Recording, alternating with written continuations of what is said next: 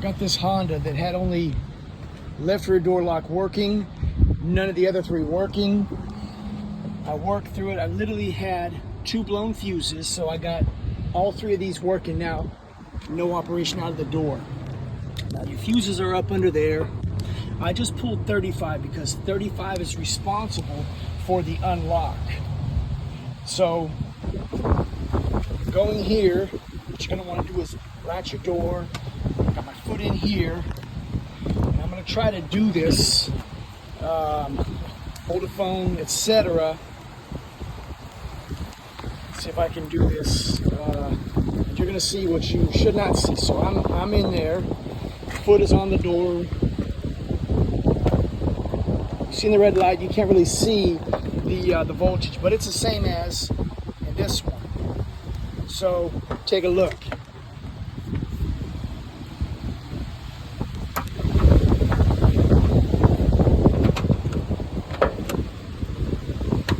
Okay, so you've seen I got voltage on both of these. I should only have voltage here for the unlock, but in the same positions I'm getting the voltage across both of these, and this one doesn't work. Now, customer already replaced the lock. This is the old one. New one's already been installed.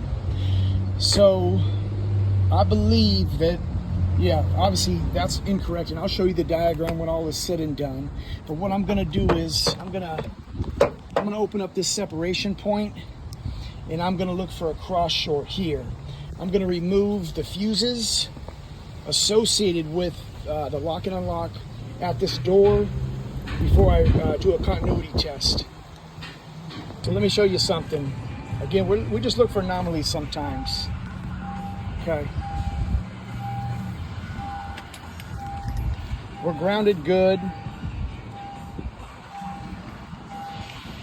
Pay attention to the illumination of the light. Nice and bright. Let me go low. We're grounded. Not as bright, is it?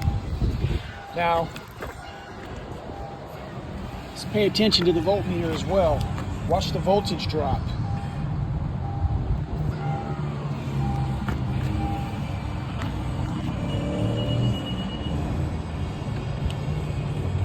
That was 9.5. That was just over 10. Now we'll go to the bottom one. Barely 2 volts. There's a short. Now I measured the resistance between here and it was open, but there's clearly a short in this vehicle. So again, now let's go to the separation point and see if we can't track it down. Take it back. They are shorting there. 3.4, 4 ohms. And I do not believe that that's correct. However, we're not engaged. They're both ground, so then again it should. So look at this all over the place. That's on the tan circuit. Red circuit, nothing. So when you look at the diagram in their rested state, both of those there, they both go back to ground. Same ground. So left end of dash. One would think that's got to be good because this is clearly going to it. But somewhere I've got a break in here, and there's my separation point where I need to start. I just got to figure out, am I pulling it here or do I have to come inside? So I no longer have continuity there. So now what I'm going to do is I'm going to voltage drop both of those wires. That's how you unplug the separation point, right here from the inside there. Easy peasy. What I did is I just swapped these grounds here, grounded each one, and individually tested at this separation point. They're each one is on this connector, one is on the other connector. Match colors. I ohmed them out first. Resistance was good. I had no problem actuating it through here. So what I'm going to do now is I'm going to plug them in, and then I'm going to jump power and see what they do. I was about to show you that I had continuity across both sides of that fuse, and now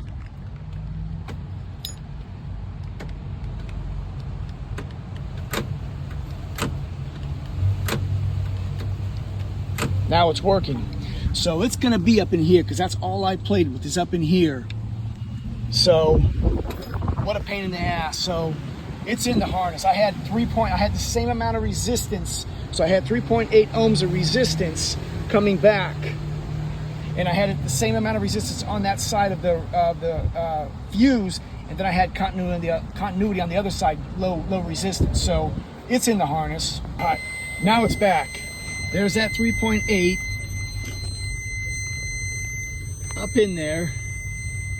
I'll go to the other side. Found the connector. There it is. Note the position. So this mounts closer to you towards the driver's seat. So this is actually, when you're looking up at it, it's actually up here. It's more like it on this side. If you were looking at this like face, well, no, that would be right. If you're just imagine this is looking up into the dash, towards the windshield. So yeah, so I don't have continuity with that unplugged, and it's a bitch to get it unplugged. It's a bitch, period. But there is no continuity here. So now I've got to go to the plug, and all you're going to be able to hear is just the noise at the plug, because man, there is just no room. And all I want to see is if I have any sort of continuity as I pull this plug up and over.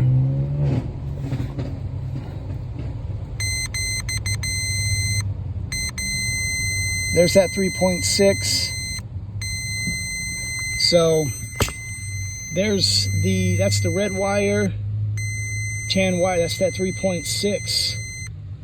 I'm just gonna hit all of them.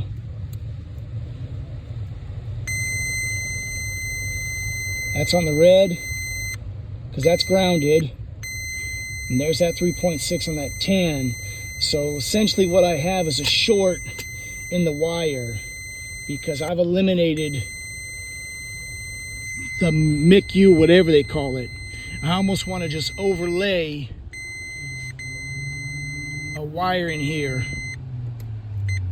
So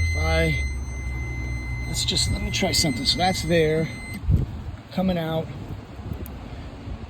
I don't have ground. So I'm in that. Let me get a better connector.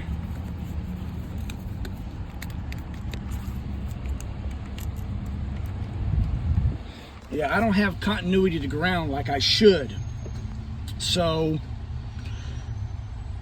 yeah, I almost want to just cut that wire and create me a little jumper to this harness and see what that does for me.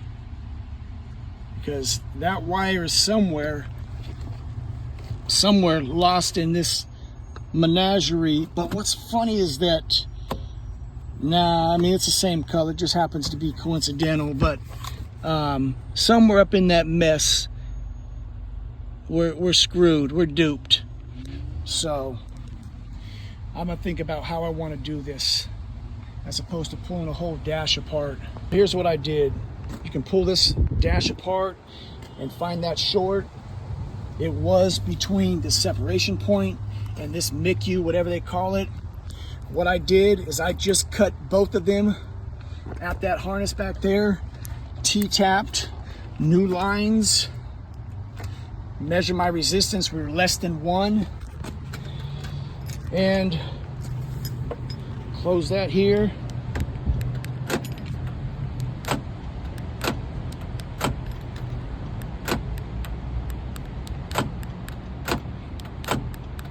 We're good. So that's what you got to do sometimes. Again, this is for another shop. They buy these from wholesale, sell them. That's the way it goes sometimes. So it's all routed back up in there, zip tied. I'll put all the trim back. Let me show you. Key off. Depress it. They all lock. So we're good. I'm happy about it. I'll walk you through the diagram. So it's all back together. There's the fuses. It was actually 3 fuses that was blown. I popped a cigarette lighter, 3 fuses. The only thing that makes sense to me on why I had 3 fuses associated with those locks is that they share a common ground. So that's the only thing that makes sense to me.